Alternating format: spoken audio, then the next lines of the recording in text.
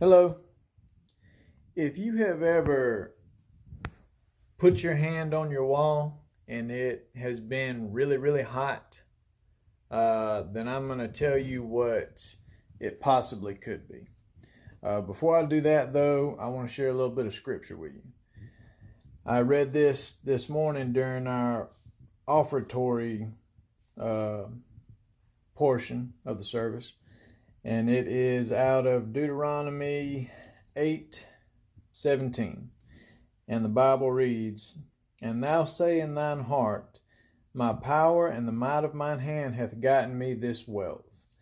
But thou shalt remember the Lord thy God, for it is he that giveth thee power to get wealth, that he may establish his covenant with which he sware unto thy fathers, as it is this day." I thought that was a really good portion of scripture.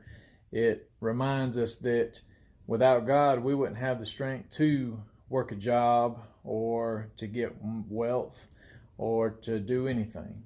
So glory be to the Lord. Okay, so what made me want to do this video was that my boss got a call from this lady, and she said her wall was hot. And we had recently just had a bunch of thunderstorms and rain and everything.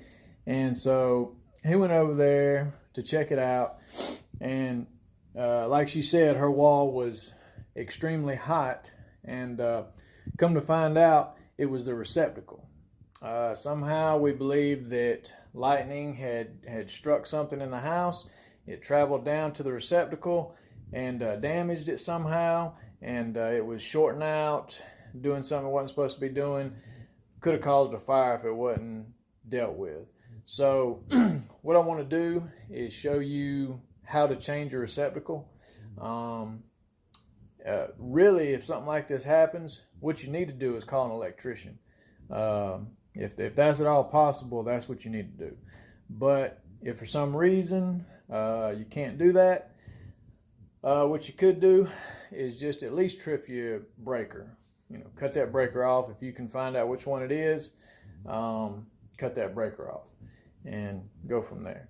But what more than likely, if it's that situation, what they're going to do is they're going to change your receptacle, put a new one in.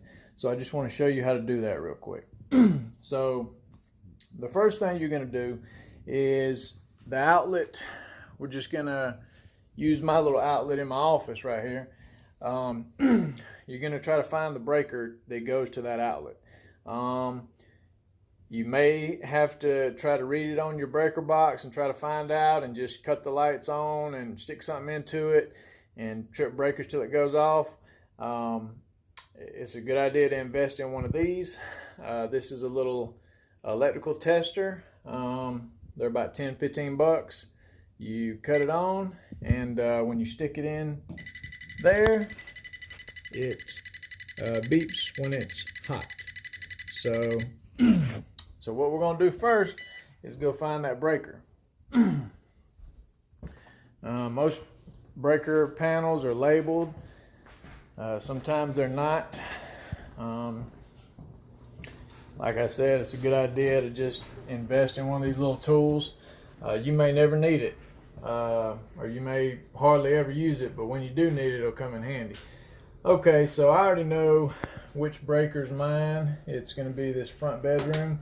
Just flip it off. Okay, we should be good to go. And then we'll go back and before we do anything, we'll just check it one more time just to make sure that it really is off. And I got my little tester, stick it in there. Sorry, it's fine. Okay. All right, I'm going to show you how to change one out.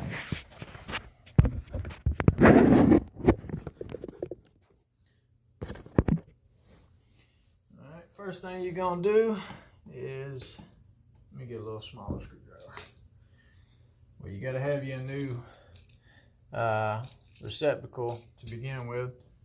Okay, just going to take the cover off, take that off. This has got 2 screws in it.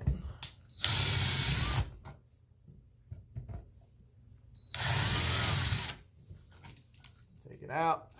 Okay, pretty much it's pretty straightforward because you can just put it back the way that it is. Except for in this particular situation, a lot of receptacles nowadays have these little where you can push the wires in. I don't like that because they're too easy to come out. So I prefer to wrap them around these screws right here. So I'm gonna take these out, and the way you take them out is you just kind of got to wiggle them. It'd be better if you have a pair of pliers to help you.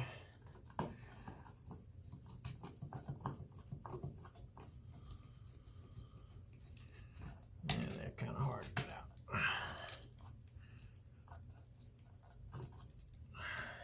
Worst case scenario, you can cut them, which is what I'm about to do.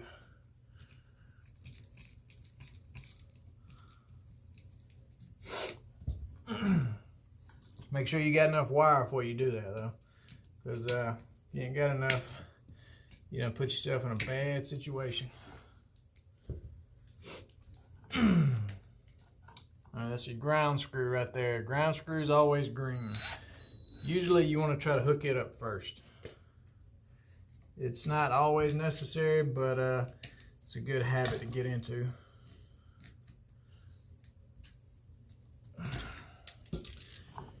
All right, now, okay, I need a little bit more wire here, so I'm going to strip some of this off and put a little loop in it. After you strip the sheathing off your wires, put a little loop in them, and you're good to go. Now see, I got a problem here because whoever did this before me, they took two neutrals and pigtailed them off one another, but they didn't do it quite right. So I'm gonna have to deal with this. I'll be back. Okay, I just had to fix this real quick. Don't really pay any attention to the wire nut. I just had to, they cut the wires too short, so I had to add a length of wire on here. It's a little bit too much. So I'm gonna cut and strip that. Oops. And let's see, we will put a loop in it. So just like it was before, you're going to just make that a little bit tighter. Okay. Okay, here's your receptacle. It doesn't really matter. Oh, I mean, it does matter. You want your white wire, which is your neutral, to always go on your silver screws. You want your black to always go on your brass screws. Easy way to remember that, black, brass. Your black is your hot side.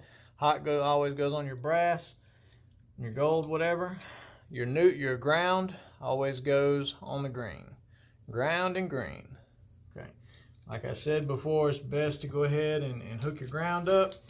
Always, when you put your loop in your wire, have the loop facing the direction that you're going to screw the nut. And it won't tighten down if you don't do it that way. So just tighten that on there. I like to do it with a screwdriver too, put a little snug on it.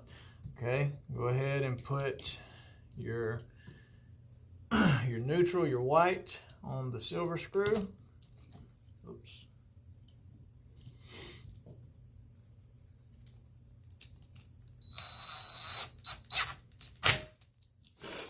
Put your black on the brass screw. Take it down. Okay, now tuck your wires back in. Make sure that your ground wire back in there is not touching any of those screws. Just kind of push it back in. If you can get it kind of the way in, you can go ahead and put your screwdriver in one of those screws and work it in like that. Be careful though, if you are using a power drill or a driver, you'll mess the the receptacle and the drywall up if you screw it too far in. Kind of try to get it centered up. Just be careful. And tighten it up a little bit more. Put your cover back on.